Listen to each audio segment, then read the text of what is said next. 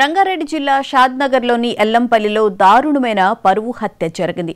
తమ్ముడు చంద్రశేఖర్ 10 రోజుల క్రితం కులాంతర్ వివాహం చేసుకోవడంతో అందుకు సహకరించిన అన్న రాజశేఖర్పై వధువు బంధువులు కక్ష పెంచుకున్నారు. ఈ నెల 12న 4 వ్యక్తులు రాజశేఖర్ను సంధి పేరుతో నమ్మించి గ్రామ శివారుకు తీసుకువెళ్లి దారుణంగా కొట్టి చంపారు.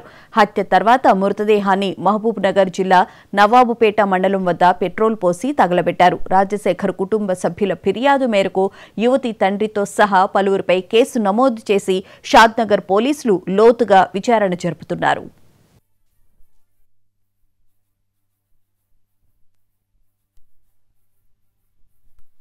షాద్నగర్ పట్టణంలో 13/11/2025 రోజున ఎర్రవాణి అనే ఫిర్యాదు మనకు షాద్నగర్ పోలీసులు కంప్లీట్ చేసింది. ఫిర్యాదు వివరాలు ఏమనగా, తన భర్త రాజశేఖర్ను అదే ఎల్లంపల్లి గ్రామానికి చెందిన వెంకటేష్ అనే వ్యక్తి అతని అనుచరులు ఒక 3 తీసుకొని వచ్చి తన భర్తను కిడ్నాప్ చేశారని మనకు ఫిర్యాదు చేశారు. ఫిర్యాదుపై కేసు నమోదు చేసి అదే నైట్ నుంచి మనం టీంలు ఫామ్ చేసి సెర్చ్ చేస్తూ ఉన్న క్రమంలో వాళ్ళు నేరస్తులు ఎవరైతే వెంకటేష్ అతనితో పడుతున్న అతని అనుచరులంతా కలిసి ఈ రాజశేఖర్ వాళ్ళ తమ్ముడు చంద్రశేఖర్ వాళ్ళ కూతురు భవాని తీసుకుపోయిందని ఒక మనసులో పెట్టుకొని ఇతను తీసుకుపోయి క్వశ్చన్ చేసే క్రమంలో అతన్ని కొట్టడం జరుగుతుంది. కొట్టిన క్రమంలో అతను చనిపోతారు. చనిపోయిన తర్వాత చనిపోయిన శవాన్ని తీసుకెళ్లి నవాబ్పేట శివార్లో పడేసి పెట్రోల్ పోసి తగలబెట్టడం జరుగుతుంది.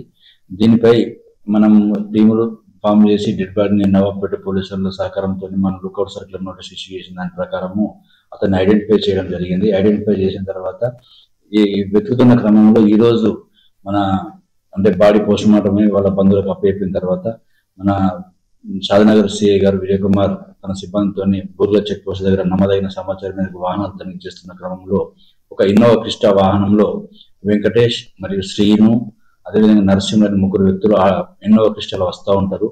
వాళ్ళని ఆపి తనిఖీ చేయగా వాళ్ళు ఈ అఫెన్స్ చేసి వాళ్ళ కూతురును వాళ్ళ తమ్ముడు ఎత్తుకపోయిండు, దాంట్లో ఈయన పాత్ర ఎక్కువ ఉందన్నది మనసులో పెట్టుకొని ఈ విధంగా చేసిన అని చెప్పి ఒప్పుకోగానే తను నాకు ఇన్ఫర్మేషన్ చేయగానే వెళ్ళి వాళ్ళను అదుపులో తెలుసుకొని అరెస్ట్ చేయడం జరిగింది.